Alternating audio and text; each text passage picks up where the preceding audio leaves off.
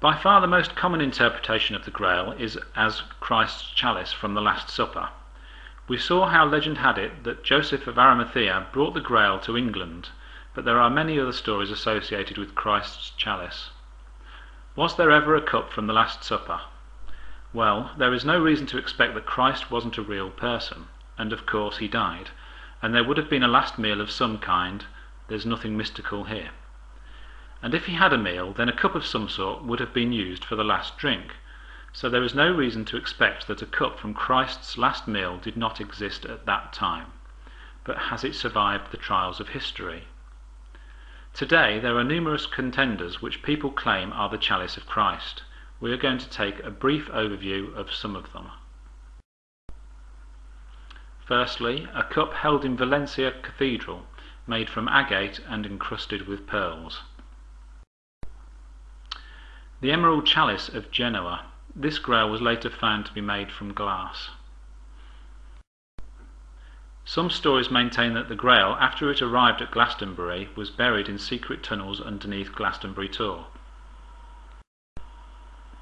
Other stories claim that the Grail was placed inside the Prentice Pillar at Rosslyn Chapel near Edinburgh. There are many references to the Grail in the chapel's stonework and windows. The Prentice Pillar, shown here, has been examined with metal detectors, and an object of the correct size seems to be buried in the middle, but Lord Rosslyn refuses to have the pillar x-rayed. A terracotta cup hidden inside a gold chalice, once guarded in Wales, but subsequently found and destroyed in the 19th century. Tales from the Caucasus in Russia describe a mystical cauldron, the Nata Monga, which could provide enlightenment and chooses those who are worthy of it. Another thread has it that the Grail found its way to the castle of Musalvesha in Montserrat, where it is guarded by monks. Some claim that there is a Grail somewhere in the world, but it is guarded by an unknown secret lineage. Maybe it is guarded by the Knights Templar, perhaps at Oak Island in Nova Scotia. There is another claim to the Grail from the American town of Accokeek in Maryland. Finally, this cup is a late contender for the Grail, held at Nanteos Mansion near Aberystwyth. Over the years, people believing in its magical properties have taken bites from it, so there is only part remaining. Dating puts its construction at least 1400 years after the crucifixion. So these 11 interpretations are just a few of the cups which are claimed to be Christ's chalice.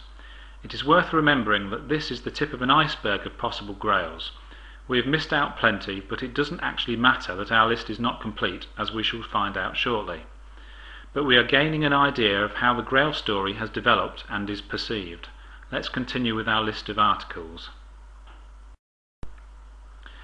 As we said earlier, many of the tellings of the Grail are thought to refer to a Celtic cauldron. A later telling of the story of Sir Percival claimed that the Grail was a stone which fell from heaven. This interpretation does leave us with quite an obvious question. If the Grail was a meteorite, then where did the idea of a cup come from? The concept of a mystical cup did come from somewhere, because we still have that kind of story. Whether or not there was ever a meteorite that was thought to have magical properties doesn't really matter. We are left with the question, where did the cup come from? The Thummim and Urim were part of the breastplate of an ancient Jewish high priest. It was thought that this would function as an oracle when light shined on its 12 gemstones. Again, whether the Thummim and Urim existed or not is irrelevant, because we definitely have the concept of a cup, which demands some explanation. Some interpret the Grail as a special anointing oil which could generate a higher consciousness or enlightenment. Legend says it contained marijuana and was banned by the Romans. It is thought by some that baptism was the ceremony which washed off the oil to prevent the initiate becoming too high, but again, where did the idea of the cup come from? Another legend says that when God cast Lucifer from heaven, a large emerald fell from his crown, and this was supposed to be a source of power. The Philosopher's Stone was thought to be the tool used by alchemists to create gold. The Philosopher's Stone is an ancient and slightly confused story. It does seem that it was probably never a physical object in any case, but rather a mystical symbol. It became associated with the Grail as a path to enlightenment and God. One Druid tradition claims the Grail is a well or spring. The chalice well at Glastonbury is coloured orange-red from iron in the water, and since Christ's chalice is sometimes thought to be buried nearby, the red colour is thought by some to indicate the blood of Christ. The recent novel The Da Vinci Code by Dan Brown interprets the Grail not as a cup but as the earthly remains of Mary Magdalene, thought to be Jesus' wife. It is said that this Grail was buried near Roslin Chapel, but later relocated by its guardians to a chamber under the pyramid near the Louvre Museum. There is no mention of either location in Grail lore. Finally, there is at least one claim that the Grail is the remains of Christ, allegedly discovered by a French priest in a village in the Pyrenees.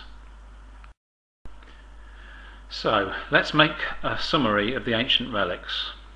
What we have is confusion. It's clear from the vast libraries of literature that no one is really quite sure what the artefacts are. There seem to be hundreds of different interpretations of a Grail as a relic, and quite clearly they can't all be right, so at least most of them must be wrong, and possibly all of them are. Even the best minds in the world and the most war-weary Grail seekers are left confounded by the tangled web of stories. Unable to prove. Let's suppose we do in fact find the very chalice which Christ drank from at the Last Supper. We could actually hold the very article in our hands, but how on earth could we prove it? It's impossible to prove an artifact Grail beyond doubt. That may be frustrating, but it's the truth. Of no use. Let's say again we found Christ's exact cup. What is it? It's a cup. It's a piece of metal shaped in such a way that it can hold liquid, and that is its only use, nothing more. It has exactly the same use as a mug you can buy in Woolworths. What we are presented with is in fact an illusion. It is true that it is a powerful illusion, and it has gripped many minds and driven people to spend their entire lives searching for it, but it is an illusion nonetheless. What we are looking for is the truth. We are hoping to find something which is useful for humanity.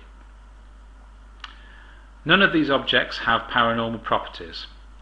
The image of many of these relics is that they can cure the world with some sort of magical power. It's quite straightforward to see that there are no objects with supernatural powers. Now that might sound a little bit sad, but in fact it's not, because every time we step closer to the truth we gain something more. We are steadily getting closer in our quest. In truth, a standard television set is more miraculous than any of the artifacts we have just looked at. And finally, these things do not generate the spiritual themes that we are looking for. Remember our list of spiritual themes. How do these themes measure up to the Grail as a physical object? Can a pile of Christ's bones really lead to enlightenment? Does a meteorite heal the sick? Can we feed the poor using a magical cauldron? The answer, of course, is no. It might be convenient or even exciting if we could make these spiritual themes real using an inanimate object, but that's not how the universe works. Again, in this search we are looking for a useful Grail. We are looking for something which really can make these spiritual themes real. We are taking the view that these spiritual themes weren't just the products of overactive imaginations. We really are looking for something that can make them. And this is the true adventure. So, by applying some basic common sense, we can easily conclude that the Holy Grail cannot be an ancient relic or other object.